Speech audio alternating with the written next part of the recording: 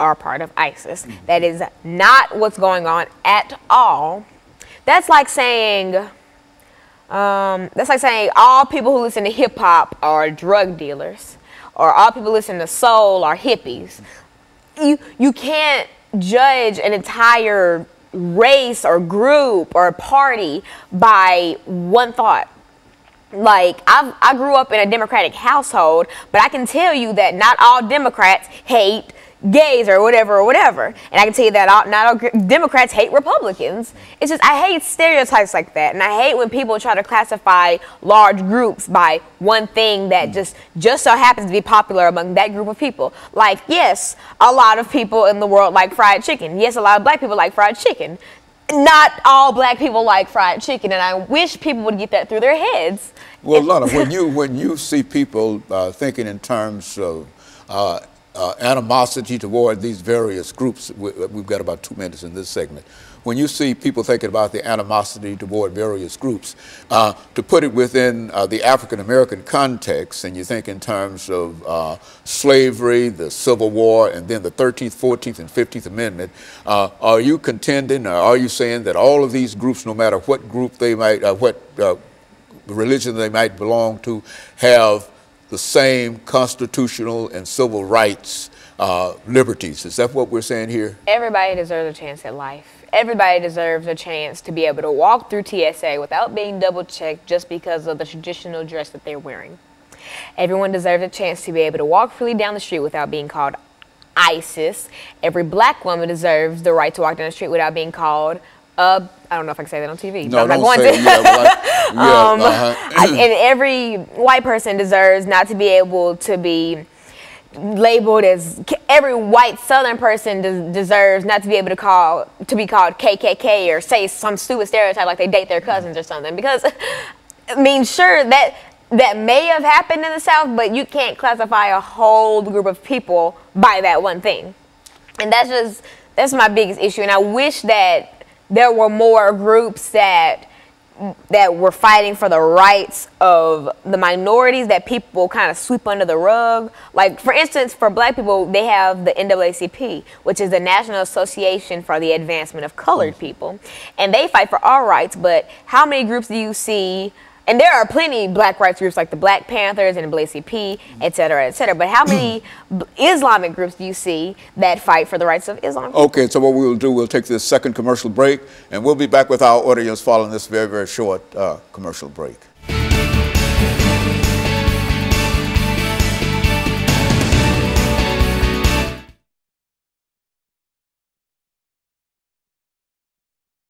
Impact tariffs.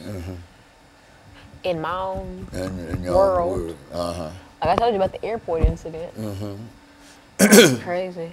We were all going through, I was coming back from D.C. because I was with the Junior National Young Leaders Conference. Okay, well, let's see. We say that all groups deserve civil rights, 13th, 14th, 15th Amendments. That's the right to vote, the right to citizenship, right? They're citizens, and they have the right to vote, and they have the 13th, 14th, and the 15th, and the 13th Amendment is freed slavery, and the 14th Amendment citizenship. Abolished slavery, gave us the right to vote and the right to citizenship. That's right, and so everybody deserves that. Work it around in there and talk about that. Okay. Some of the things that make us all alike, in spite of what religion or what situation we might find ourselves in. Okay, so 13 slavery, 14 vote. Yeah, and the 14 citizenship. Okay, 15, so slavery, citizen, vote. Yeah, and put much information on the importance of voting too, because we're in a voting season and whatever, and et cetera. Don't let Donald Trump. Huh? Yeah, okay. You know, just that's what I'm, talk about, the basic constitutional rights that people have. The 13th Amendment black folks had because they were slaves. In the 14th Amendment, they became citizens, and the 15th Amendment allowed them the right to vote. And now, when we talk about voting, this is where it's needed. People like people in your situation. And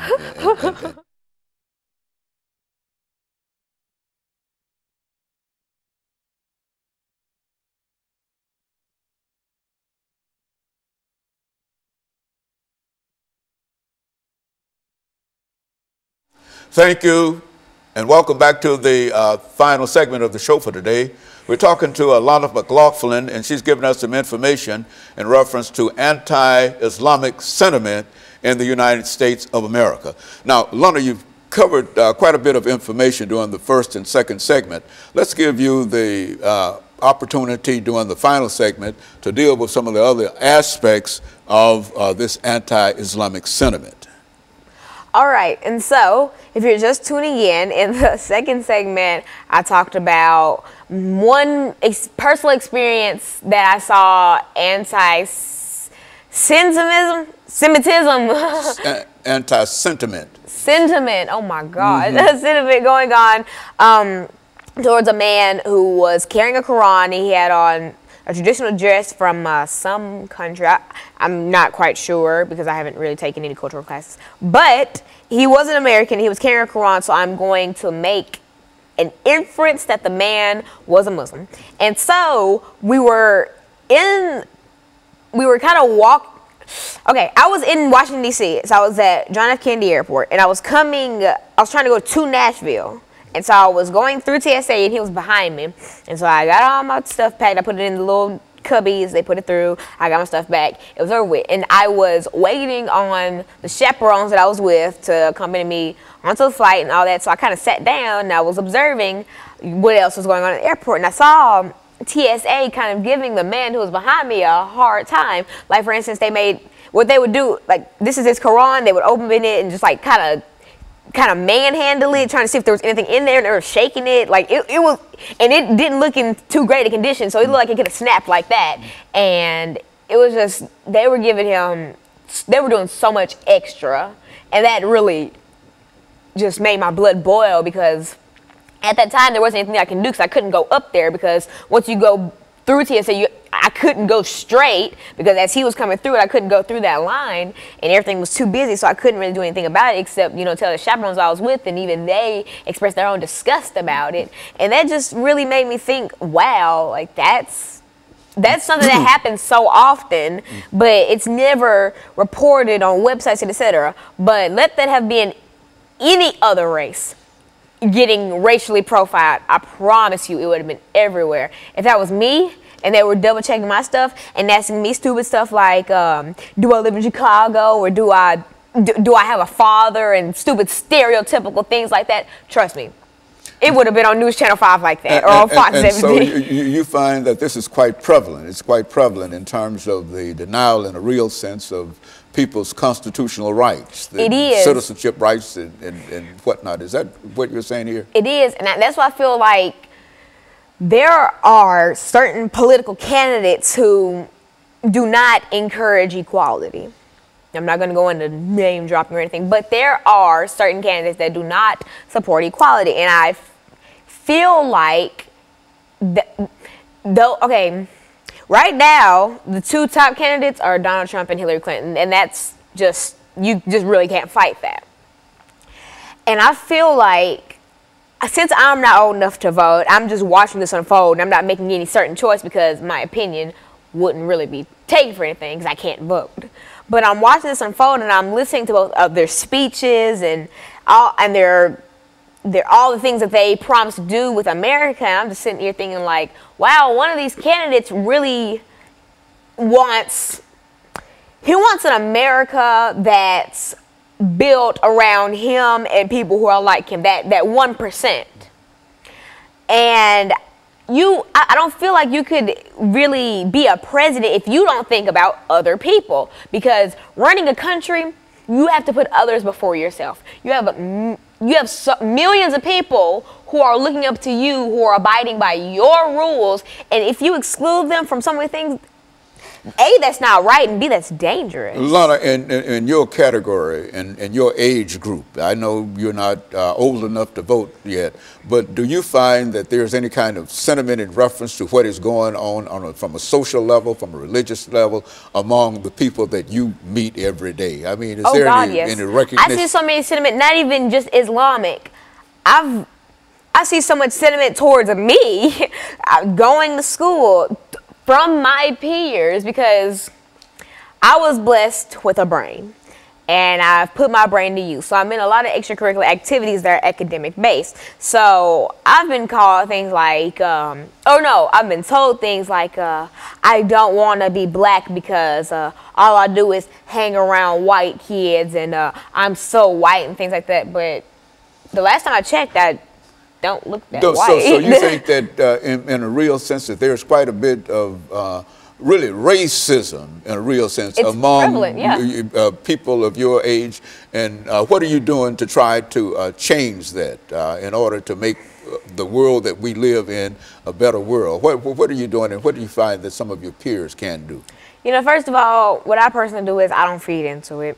I'm not going to fight some ignorant child who comes up to me spurring and spitting out a bunch of racial slurs towards me, because that's not going to do anything but end in a fight. And that's just not what I'm about to do. First of all, I'll calmly ask them, why do you feel the way that you feel about that? And if they have sense enough to give me an answer, I'm not going to bash them for that answer, because they probably, because see, racism, you're not born racist, you're taught racism. If they're saying all that to me, they probably grew up or in a household or a neighborhood where things like that were just common core. And so I asked them, say, let's make a mock conversation. You're so white, all you do is hang around white kids. Well, why do you think that I'm so white? Because all you do is hang around white kids. Well, it's not necessarily my fault. Say if I'm in a homeroom that's basically, in a lot of schools, they choose your classes by test scores. And so there will be, say, 6 teachers that have 2 advanced, 2 proficient, 2 basic, or a basic and a below basic. And so it is not my fault that in, say, a certain school, there are a lot of advanced students who just so happen not to be African American. That's not my doing, and I didn't ask for that to happen. And if I hang around all white kids, I just hang around my homeroom, because those are the people that I know.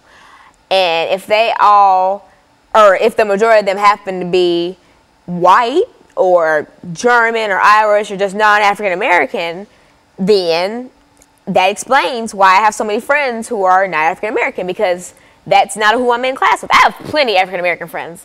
I'm in plenty things where I'm with plenty of African American people. Like, for instance, when I went to the Junior National Young Leaders Conference, it was a melting pot full of people. Like, there were so many different races. We even had a girl from Germany come. Like, it was just an awesome thing, and I got to learn about so many different cultures, and it was just so eye-opening. And so, Alana, today what you're saying here is that while there might be anti-sentiment, whether or not only against Islamic and et cetera, that you believe that everybody ought to try to practice not only love, but recognize that each person has the 13th, 14th, and the 15th Amendment rights, and that they ought to be free, and everybody ought to be equal. Is that what we're trying? Is that what you're trying? Speaking of those, the 13th Amendment banned slavery. The 14th gave us citizenship, and the 15th Amendment